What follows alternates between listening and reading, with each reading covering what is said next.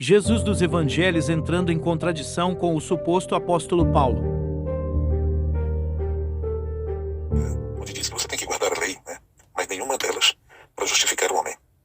A lei de ordenanças foi dada para gerenciamento do comportamento da humanidade. Ela é boa, santa, agradável, porque através dela, essa lei apontou o que o homem praticava de mal ou de bom, né? Paulo mesmo disse lá em Romanos 7. No entanto, assim como os Gálatas tentavam se relacionar com Deus através da lei, eles caíram da graça. Entendeu? Caíram da graça quando tentavam chegar-se a Deus por esforço próprio.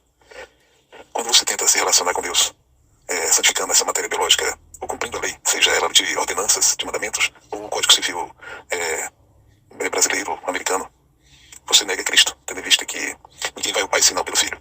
1 Timóteo 2,5. E nosso único caminho é crer nessa obra já consumada pelo Filho lá no madeiro. Ele veio salvar aqueles que estavam mortos em seus delitos e pecados, conforme Gálatas descreve. E nós nunca estivemos mortos. Essa salvação reconciliou aqueles que estavam mortos antes da cruz, né? Até mesmo aqueles que estavam vivos. Nós que nascemos depois da cruz, nascemos criaturas novas. Aqueles que nasceram antes da cruz se tornaram criaturas novas. Nós não nos tornamos criaturas novas. Nós não somos criaturas novas limpas.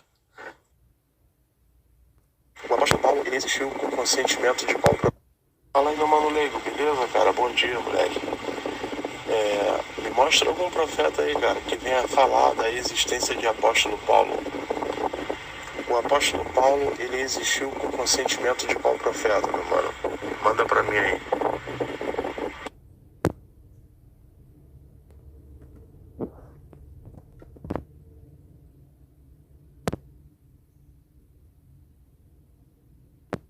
Então vamos dizer que Jesus tenha mais autoridade do que os profetas. Vamos levar por esse pressuposto, né?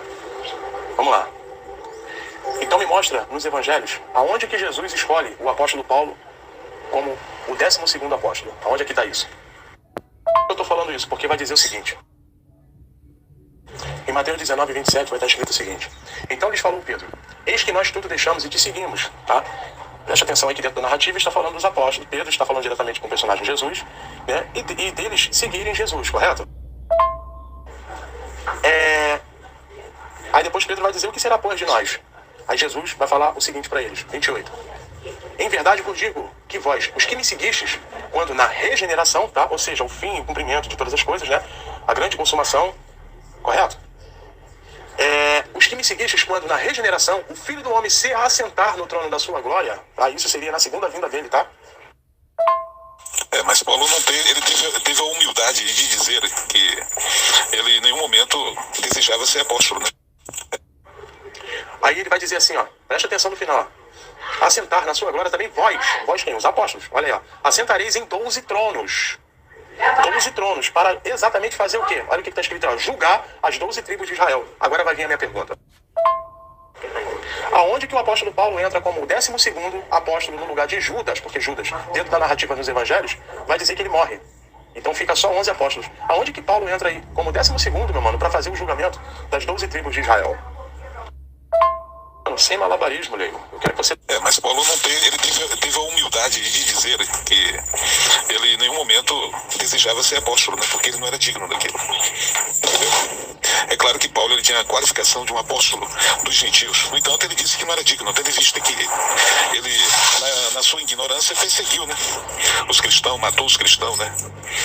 E até ele teve um encontro, né? Com o Cristo ressuscitado. É importante deixar claro.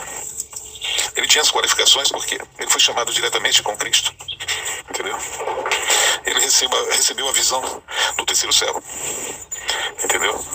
Ele tinha essas qualificações e para ser apóstolo ele tinha que ter vivenciado uma experiência com Cristo, né? Ele não tendo feito isso com Jesus de Nazaré, no entanto, teve com Cristo ressuscitado.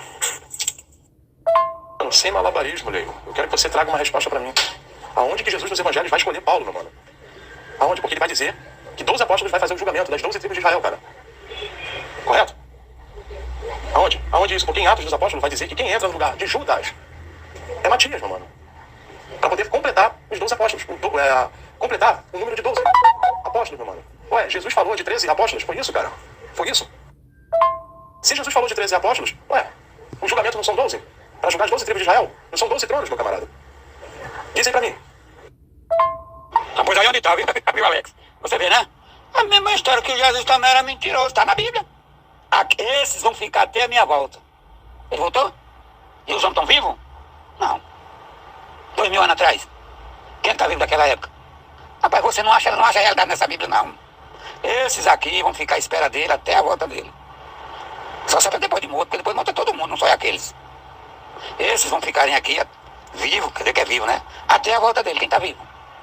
De 2000 anos atrás. Tem alguém vivo? Aí. Dá? Pra crer um negócio desse? Né? Não dá, meus amigos. Olha aí, ó, versículo 1, capítulo 1 de Atos, versículo 22, 21 e 22, olha só, hein?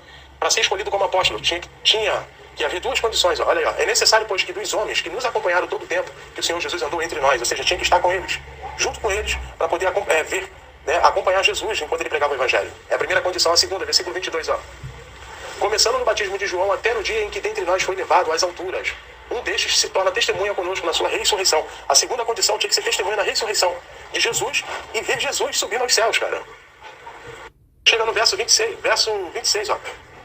E lançaram em sorte vindo a sorte recair sobre Matias, sendo-lhe então voltado o lugar com os 11 apóstolos. Ou seja, Matias entra como o 12º apóstolo, meu mano, no lugar de Judas Iscariote.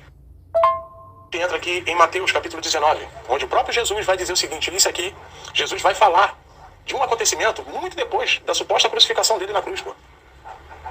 Ele vai tratar aqui da segunda vinda dele, ou seja, de quando todas as coisas fossem cumpridas, na regeneração. E ele vai prometer que esses 12 apóstolos iriam assentar ao trono para poder fazer o julgamento das 12 tribos de Israel. Aí vem mais uma vez a minha pergunta: onde que o apóstolo Paulo entra dentro dessa brincadeira?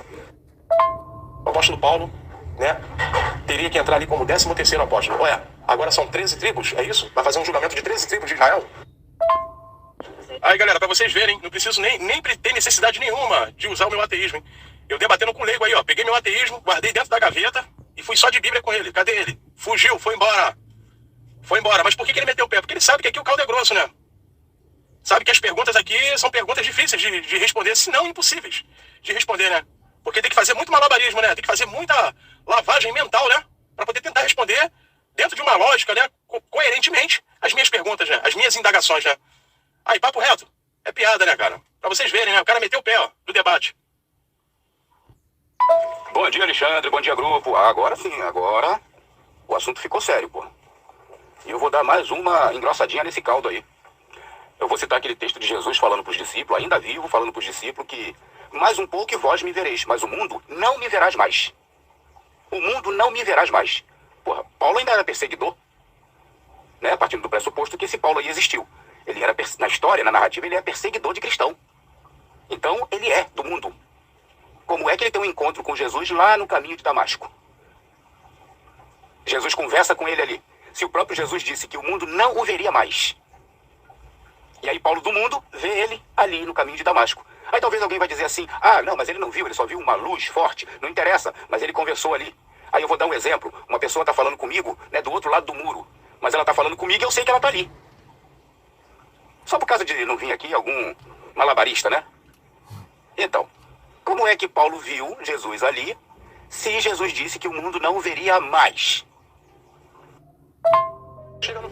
Canal Além da Religião, conectando a razão, a lógica e a coerência.